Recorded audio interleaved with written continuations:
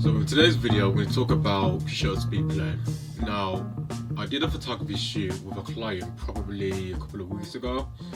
and one of the requests that he had was that he wanted to make sure that his photos had a very unique, dynamic, creative image for his work. He was actually a music artist, and he was basically building up some more photography shoots for his music albums, his music cover singles, so you can release on Spotify and his social media as well. And what he wanted was a still shot of his face, put his body emotions in a creative body emotional blur. So what he meant was that he wanted his face to be captured still, but the rest of his body was blurry to create off a mysterious, creative, but mostly based on a emotional play towards the lyrics about being confused. So there's one image where his body is still, but his face is moving left to right, but he wanted his face to be kind of blurry. And he got some of his inspirations from, social media. He saw some pictures, and he kind of said to me, I kind of want my pictures to look like this. So what we was able to do was we was able to go on, the images on his Instagram, and basically worked out a tactic through my camera to kind of change the settings to then create the motion blurs. So what we did was we was able to kind of adjust the situation with the camera, what is the settings, what do we do, and we actually reduced the shutter speed as low as possible. I think it was probably about 1/50 of a second. If not, I'll probably just throw it in this video right now. But then what we did was we kind of kept the motion blur, the shutter speed low as possible, and then we got the artist to kind of move at a certain body speed. So then when it came to the editing, I was able to kind of capture his idea, his vision, based on the shutter speed play. So some images that you see, like this one here, you notice that his arms are kind of moving up and down, but his arms are actually really slow. So what I did was I adjusted the shutter speed,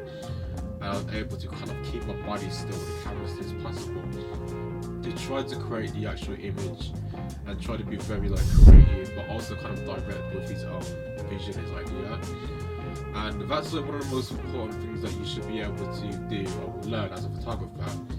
is try to pick up an idea, try to understand how does it work your camera settings,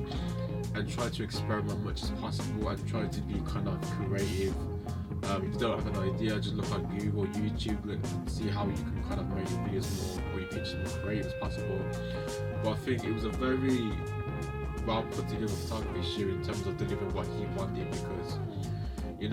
at first I was a little bit I wouldn't say unaware, I was kind of trying to work out on the curiosity side of how do I actually bring his vision to life. And then when I started to mess with the shutter speed and the time to move, I realized that I have to be really still, but I also had to have him moving as fast as possible with certain body angles. So one part his body's moving really fast, but his face is very still, and then was able to kind of capture that collaboration of the both, the shutter speed being very low, me holding my camera really still, and then being able to kind of help him see that vision and try to bring his creative ideas to life. And that's one of the most important things that you want to be able to do with your clients, is try to kind of listen to what they want to say, see if you can make adjustments and be kind of very clear about what you can accomplish, what you can't accomplish, and what you can try to achieve.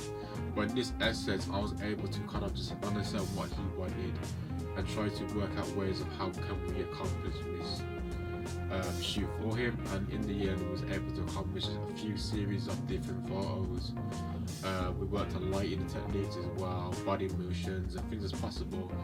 in order to create his vision as much as we can and try to bring his ideas, but also try to align his imagery and his lyrics and his songs, and to be able to clamp it together. So the best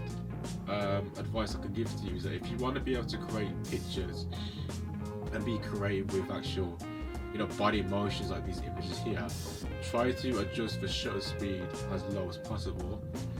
and then try to be still as yourself as a camera, but try to make your model